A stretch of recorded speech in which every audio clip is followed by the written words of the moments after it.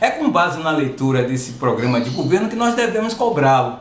Em relação, por exemplo, à segurança e combate à corrupção, você vê que o juiz Sérgio Moro, que assumiu o ministério, o ex-juiz Sérgio Moro, largou o governo criticando o governo Bolsonaro porque ele tem se afastado dessa linha de conduta, principalmente por conta da proteção que ele quer para alguns dos filhos dele, que parece estar envolvido exatamente nessa coisa de corrupção e de crime lá no Rio de Janeiro.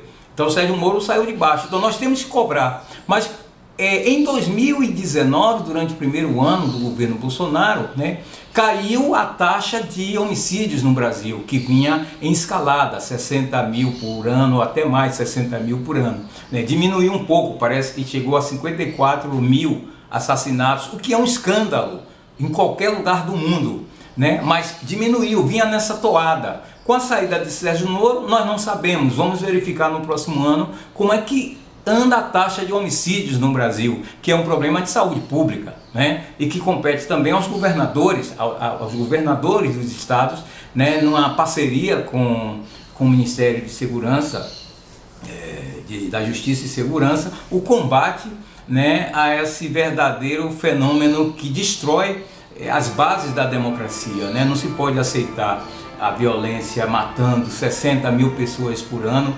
homicídios por faca, tiro, etc., né? E achar que isso é normal.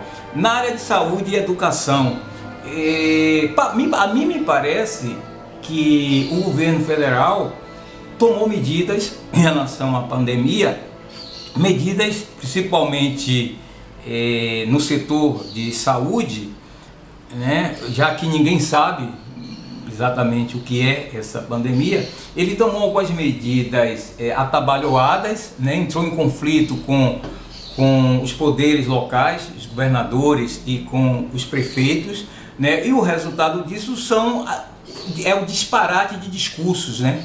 O que gera na população uma confusão tremenda, se é para ficar isolado, se é para ter quarentena ou não, etc. Mas o governo Bolsonaro parece que ele vai lucrar com isso em 2022, se ele não for derrubado até 2021 pela campanha sistemática, né, que se tem feito contra ele, pelo impeachment, etc.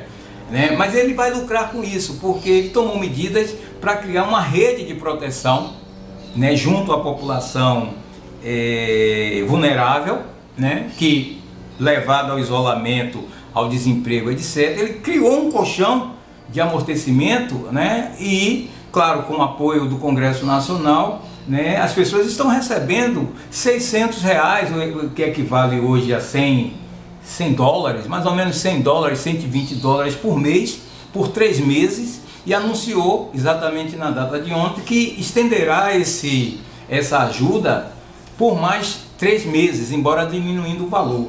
Quer dizer, ele colocou no mercado, com essa medida, em torno de 35 milhões de brasileiros que sequer tinham CPF, o NIF, a identidade, né? Criou contas bancárias digitais e certamente esse conjunto de pessoas que está sendo beneficiada por esse apoio, né? Pelo menos a maioria dessas pessoas deverá votar nele, porque ele vai explorar isso na eleição de 2022, né?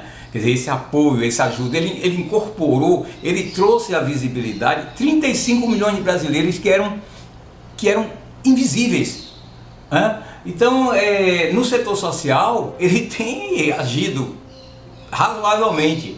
É o que já disseram, que o projeto dele é muito parecido com o projeto do PT, né? Essa base popular, essa base dos sem nada, que apoiaram sempre o PT, provavelmente migrará no apoio a Jair Bolsonaro, daí essa sua aprovação até hoje. Na área da educação, ainda ontem ele anunciou um ministro negro. Quando eu vi o ministro Dacotelli, né, que assume agora o Ministério da Educação, depois da gestão do Weintraub, que foi de certa forma bastante controversa, e da anterior, né, assume um cara que talvez seja o primeiro ministro negro da educação que assume no Brasil.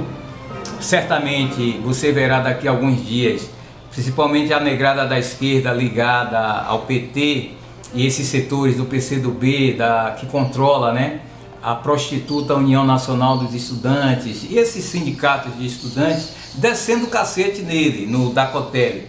Claro que esconderão o racismo inerente às suas mentalidades, né? Porque por ele ser negro, assim como aconteceu com Joaquim Barbosa, ele certamente, as críticas dirigidas a eles, certamente terão um conteúdo racista, certo? E parte dessa crítica será feita pelos negros que são manipulados por esses partidos, por esses chefões da esquerda. Então vamos observar como é que vai ser o trabalho na área de educação desse ministro, que parece circular bem, porque já estava na estrutura do governo, em alguns setores da educação brasileira, mas eu fiquei surpreso, de certa forma. Ele me lembra muito o professor Milton Santos, geógrafo Milton Santos. A aparência, quando eu vi ontem, eu disse, parece com Milton Santos. Milton Santos, eu me lembro que na década de 90, o professor Paulo Sérgio Pinheiro, lá da Universidade de São Paulo, tentou fazer uma articulação para que Milton Santos fosse ministro, não sei se de Itamar Franco ou de Fernando Henrique Cardoso. Então ele chegou a criar um abaixo-assinado para tentar fazer de Milton Santos ministro, se não me engano, ministro da Educação ou ministro da Cultura. Mas isso não vingou. Não vingou porque também havia uma certa ciumeira de Fernando Henrique Cardoso contra Milton Santos, que era um crítico feroz do projeto neoliberal, vamos dizer assim, de Fernando Henrique Cardoso. Foi no mesmo período, 95, 96, em que se cogitou até Milton Santos também concorrer ao governo do estado da Bahia, se candidatar ao governo da Bahia. Mas esses projetos nunca foram adiante. Mas é interessante ver a escolha de Bolsonaro, desse ministro da Educação. Quanto à economia, que é o eixo, emprego, renda e equilíbrio fiscal, e também um projeto liberal, confiar mais na capacidade individual, retirar o Estado, menos Estado, mais o indivíduo, Vamos ver no que isso vai resultar. As pessoas querem empreender de fato, Eu sei que existe a sinecura do serviço público, mas as pessoas querem empreender. Então, talvez não agrade dizer que não vislumbro neste momento um projeto capaz de derrotar Jair Bolsonaro em 2022. As esquerdas, como sempre, divididas, desacreditadas por conta dos maus feitos que fizeram. Não existe um nome novo. Então, dessa forma, Jair Bolsonaro é a oposição dele mesmo até o momento. É o que tudo indica, Mas vamos para frente, porque política é como nuvem, os mineiros já dizem, Ela sempre muda, a situação sempre muda. Então política é sempre um juízo provisório que estou fazendo aqui. Vou continuar nessa seara. Um abraço. Assine esse canal,